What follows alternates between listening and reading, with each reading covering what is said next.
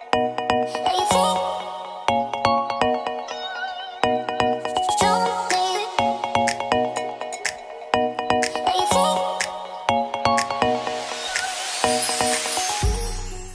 mga ka-forever!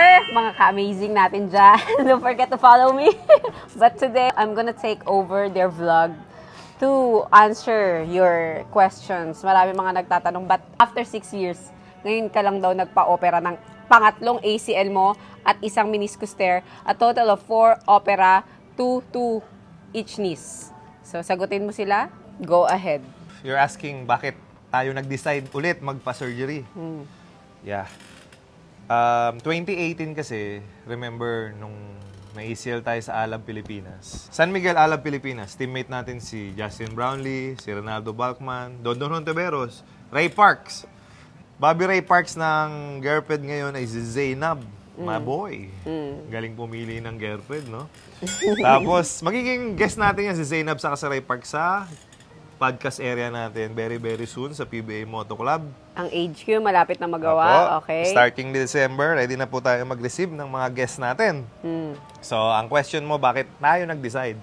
First of all, mga ka-amazing, ang decision po namin lagi, naming mag-asawa, is as one. Yung injury natin, pinagpipray din natin, tapos magdi-decide din tayo together as one. Diba?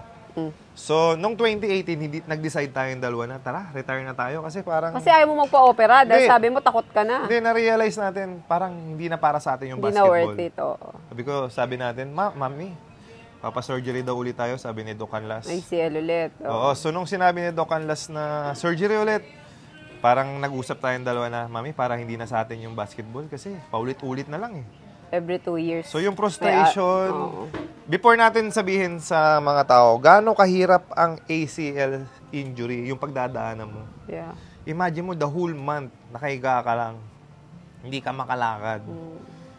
Hindi ka makatayo dahil sobrang magamaga yung tuhod mo after surgery. Nakakaiyak yung sakit, mga ka-amazing. Sa mga hindi pa na-experience. Paliliguan ko siya, ako talaga magbibihi sa kanya kasi hindi kaya ng isa. Sa mga hindi pa nakaka-experience na magka-ACL, hindi po talaga madali ang pagdadaanan mo. Yan talaga yung pinaka-worst na pwede mangyari sa athlete, yung mabali yung tuhod mo. Ang question mo? Ayun muna yung question ko kasi may iba pa akong mga question naka-line up. Nag-decide tayo ngayon, 2023, dahil ang daming comment sa atin sa PBA Moto Club. Bakit daw si Rico Meyerhofer, na siya na nga yung leader, siya pa yung hindi naglalaro ng maayos sa basketball game? I agree. Alam mo, first time ko yan na-feel nung laro nyo ng Mavs versus ikaw.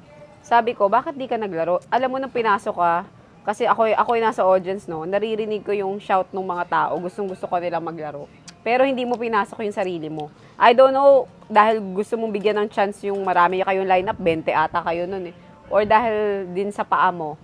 Hindi, diba? Both ways. Oo. Kasi nung versus... So gusto ng mga tao talaga makita ka maglaro eh, actually. Ngayon, nakikita naman nila, nakakadang pa ako, nakakatakbo pa ako, pero hindi ako pwede banggain. Natatakot ako mabangga kasi pag binangga mo ako, pag binangga mo ako, nalalaglag yung tuhod ko, nahihiwalay. Pag dumadang ako, left lang yung ginagamit kong power. Nakaalalay lang yung kanan kasi yun yung pilay. Kaya yung nakikita nila mga slam dunk, pilit na pilit yun. At ginagawa ko yun para makapagpasaya ako ng kapwa ko, makapagpasaya ako ng crowd. Pero hindi dapat. Nagagalit si Doc Canlas sa akin, bakit dumadang ka pa, pilay ka, ganyan-ganyan, masisira lalo tuhod mo. Sabi ko, Dok, di ko maiwasan kasi gusto ko talagang pasayahin na mag-request yung mga tao ng dunk. Napapasaya ko sila sa tuwing dumadunk ako. So kaya ka nagpa-opera para mas makapag-perform ka ng maayos? And naisip ko rin kasi, nagbabayad kunyari, pumunta tayong Canada, di ba? Pumunta tayong New Zealand, pumunta tayong Dubai, pumuntang Bahrain. Pupunta tayong UK sa April. Pupunta tayo sa UK Kuya sa Ernel, April. Sa April, ready na ako. 6 months na yon. So, magkano ang ticket? 3,000 pesos. Hard-earned money ng mga kababayan natin yun. So, na-realize ko, yung sinabi sa akin, ba't di ka naglalaro ng maayos? Nagbayad kami ng ticket and everything. Na-realize ko, oo nga, no? Sige, paayos natin yun. Sabi ko sa'yo, paayos natin yung tuhod ko para makapag-perform pa rin ako. Kasi, eto pa, inaasar din ako ni JJ, ni Pingris, ni Macmac Cardona, ni Jerwin Gaco. Inaasar nila ako. Lagi na sinasabi, ikaw ang pinakabata sa PBA Moto Club. Ikaw yung pinakapilay. Ikaw yung hindi makatakbo, ikaw yung hindi makalaro, ikaw yung hindi makaperform. Alam ko naman gino-joke lang ako pero nasasaktan ako. So, nung mga factors na yun, sunod-sunod, yung mga... Para kang nag-concert ng paos. Oh, kunyari, nagbayad. Parang gano'n, bumili ka ng concert, bumili ka ng ticket, ang mahal, VIP Paos ticket. pala. Tapos yung pinanood mo, paus. Kaya yun ako. Paus yung performance ko. Kaya ngayon po, ayos na yung tuhod natin. Siyempre, therapy for 6 months. Sakto to sa UK. Saktong-sakto to sa UK. Tsaka maganda ngayon, wala na nagra-rush sa'yo na maging healthy or bumalik sa court. Kasi ikaw na yan, sarili mo ng time yan. Yan din yung factor bakit sunod-sunod yung surgery ko, bakit sunod-sunod yung ACL ko. Ganito kasi yan, mga ka-amazing.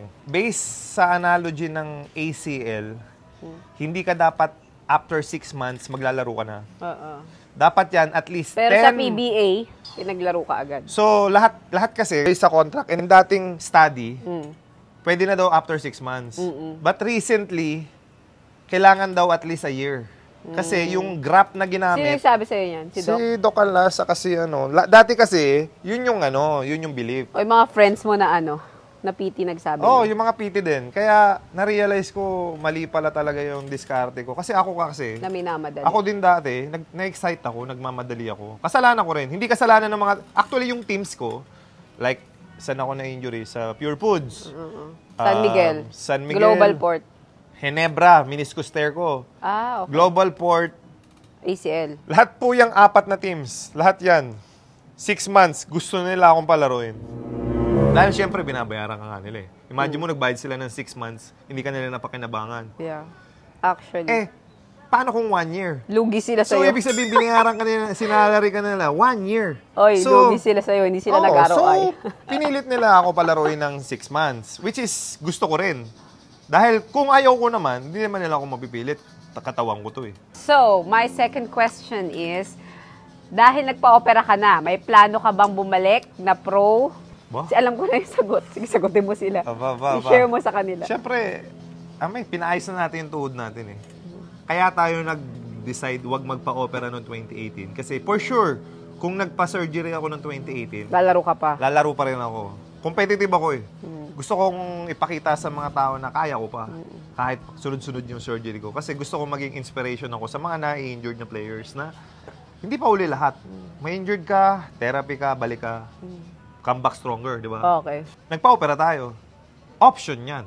Pero una nating pupuntahan, yung team ni Boss Monching, kasi si Boss Monching Dalisayon, siya rin yung pumilit sa akin na ipa-surgery ko to dahil gusto niyang maka-experience maglaro ako sa kanya. And sabi ni Boss Monching, hihintayin niya ako Makabalik. sa MPBL team niya.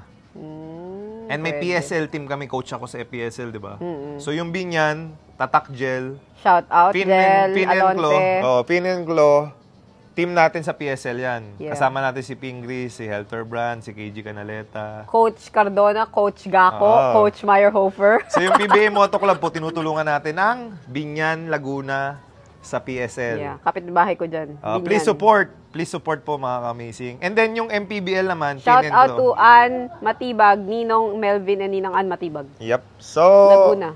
yan yung My first hometown. natin. If maging successful tayo sa MPBL, may height naman tayo and kung bumalik yung agility natin, feeling ko naman kaya nating mag-PBA ulit. Oo. Kasi ito nga yung ini-explain ko sa iyo lagi, saka sa mga tao, saka sa mga subscriber natin sa PBA Moto Club.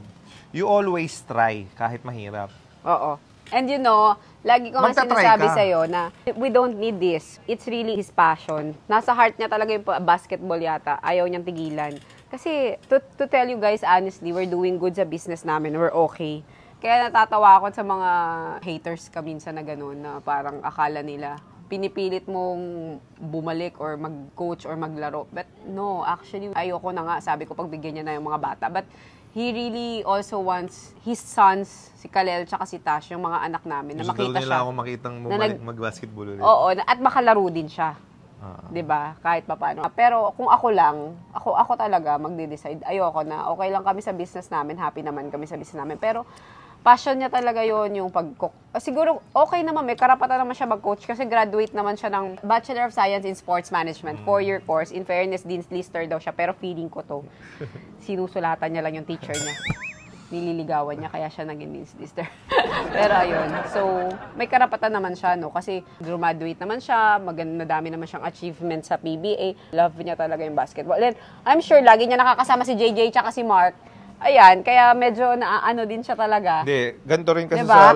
sa life natin, di ba? Ito, learnings na to para sa mga amazing natin. Hindi, kasi kung sino rin nakakasama mo, talagang maaano ka rin. Kaya nga, ito nga yung learnings na pwede natin i-share sa mga amazing natin. Magta-try ka kahit anong bagay.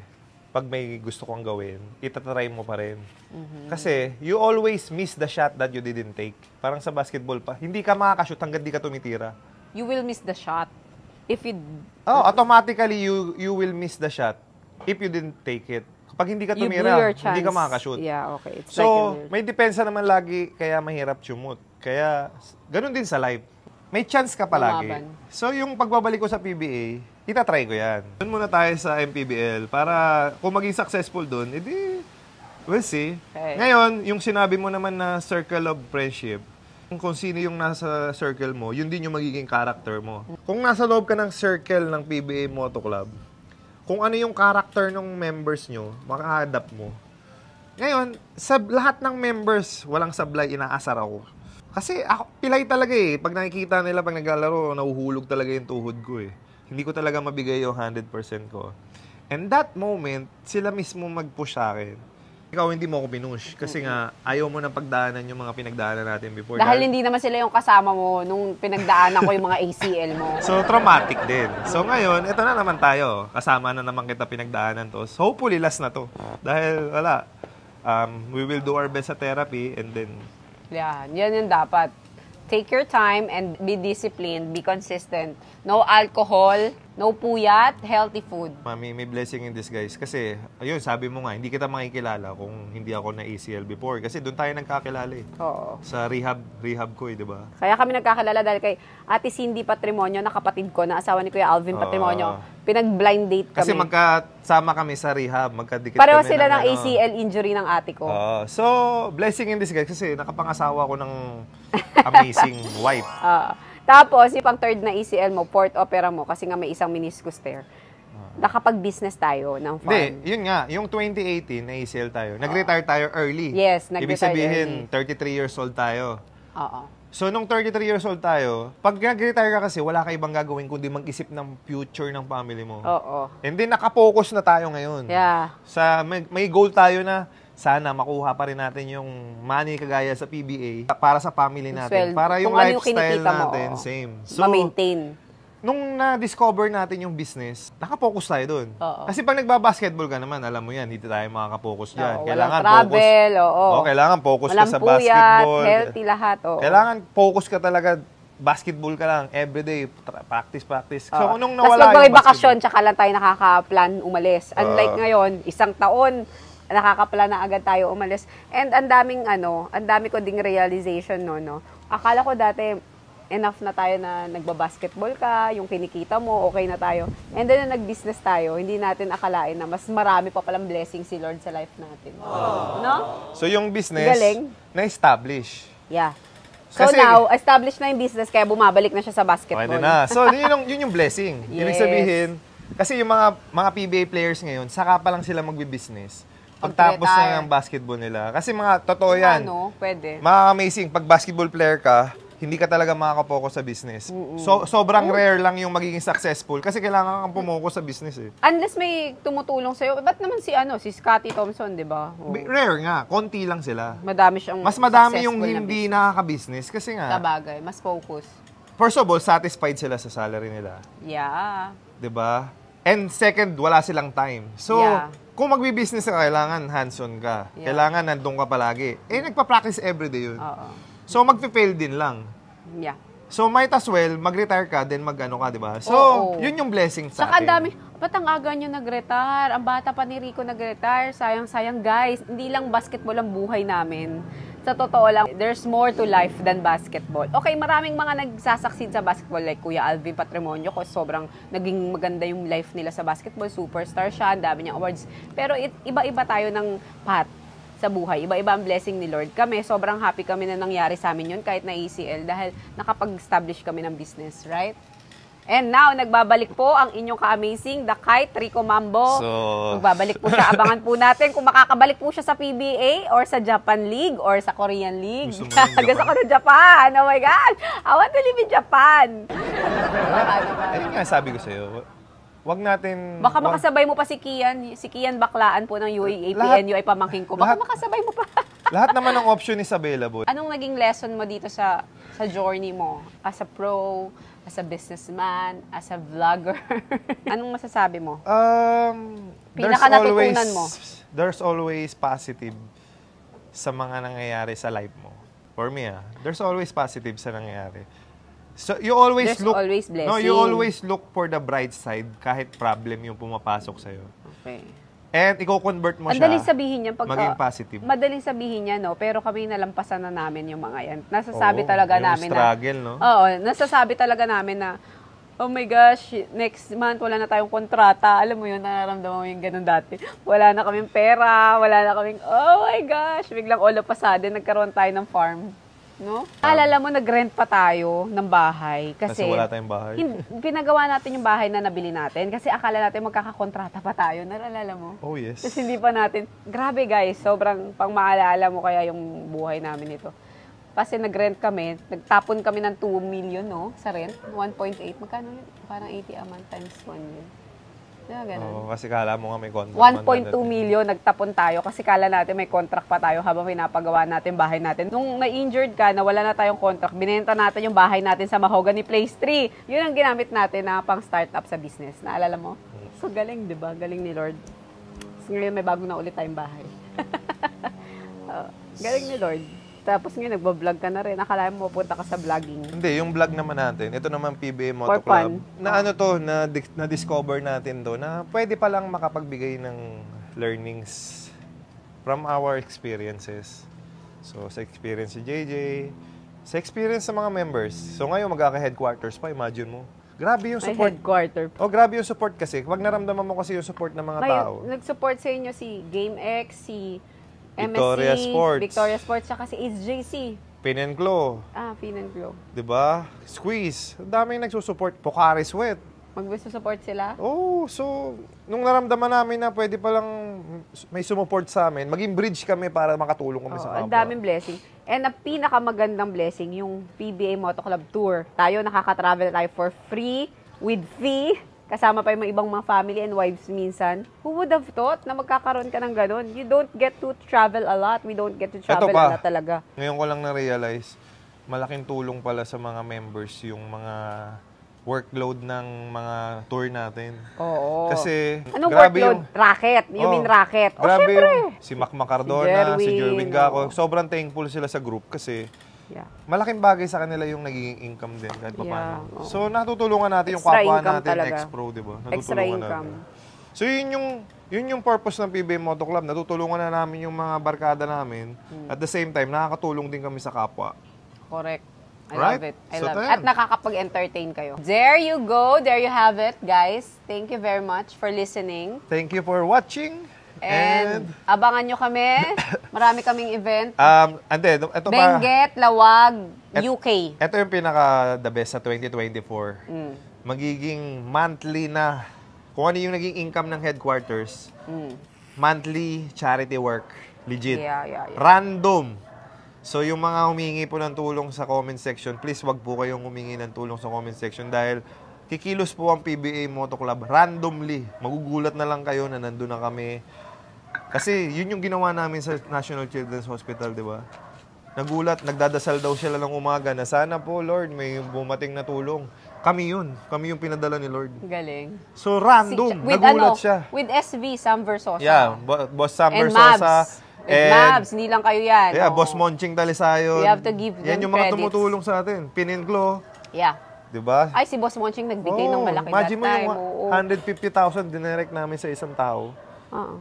Di ba? Yun yung mga factor na gusto namin. Random. Yung magugulat ka na nandun na lang kami, bibigyan ka Saka namin. maraming ng sumusuporta, maraming tumutulong, yung nagdo-donate, tsaka yung nagbigay sa from other countries, right? Yung nasa Oo. Canada, New Zealand, May mga nagdo-donate pa. sa Dubai, may mga nag-donate, nagbigay. So yun, thank you. And bakit natin ini-YouTube yung pagtulong natin?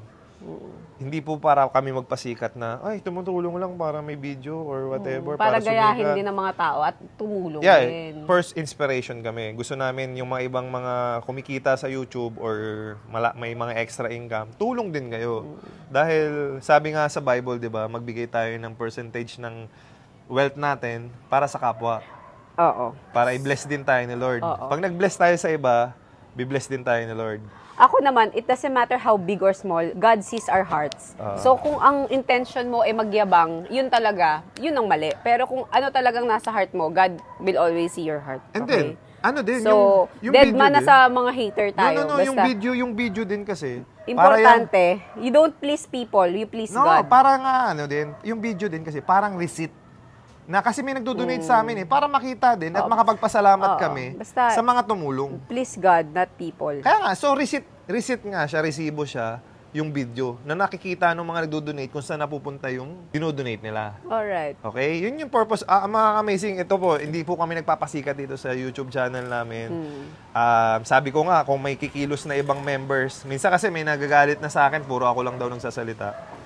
Kasi ayaw magsalita ng ibang members. Oo nga. 'Di ba? Pwede naman silang mag-handle ng YouTube channel, but si JJ, sobrang tahimik talaga eh. Hindi talaga bagay sa kanya maging madaldal eh. Alam nyo guys, sa totoo lang, ang dami nyo hindi nakikita sa likod ng camera. Lahat ng effort Pakita mo and yung tuhod ko, everything. naka-relax na relax yung tuhod ko. May tapat So, mo ganyan. kaya ako, nainis ako sa mga, pag may nababasa, hindi ako nagbabasa ng comment eh. Kasi pag may mga nag-hate sa'yo, kasi they don't know how much you exerted here na effort.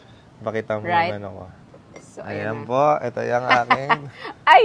Ano ba yan? naka-relax. Tapos yan po ang log house, yan po ang itsura. Sige na, magbabay ka na. So, thank you mga ka-amazing for watching and God bless po sa inyo. Hopefully, sa 2024 po, puntahan nyo kami sa HQ namin. Doon tayo magkwentuhan. Kung may mga suggestion kayo, open po kami and ideas. And nag-accept na po kami ng ambassadorship, partnership, sponsorship ng club. Donation. Sa donation, yes, pwede na po mag-accept. Meron na po kaming donation box dun sa HQ mismo. Pwede nyo na po direct dun. Magkakaroon din po tayo ng GCash, ng video account. So, transparent po. Itong YouTube channel natin na magdi-declare kung magkano na yung funding natin na ibabato natin for the establishment or organization na tutulungan natin. Or sa person. Amazing. Thank you. God bless. Nag-ubos po kaming oras kasi yung anak namin ay nagpa-practice doon sa building na yon. And naisipan niya akong tanungin kasi ang dami nga nagko-comment daw kung bakit nagpa-surgery tayo. So, yan na po ang totoong answer. Bye. Don't forget to like, share, and subscribe. Mayor Ho Forever. Apo, yung Mayor Ho Forever po sa misis ko na YouTube channel. Please support, please subscribe kasi Marami rin kulit doon. marami ding matututunan doon. Tapos may mga travel ka, so pwede nyo rin gayahin yung travel events, mo. mga events. Mga tips, Yeah. events. Lahat po, tungkol sa family naman namin. Sinishare namin yung mga good vibes. God bless. And always remember to stay amazing.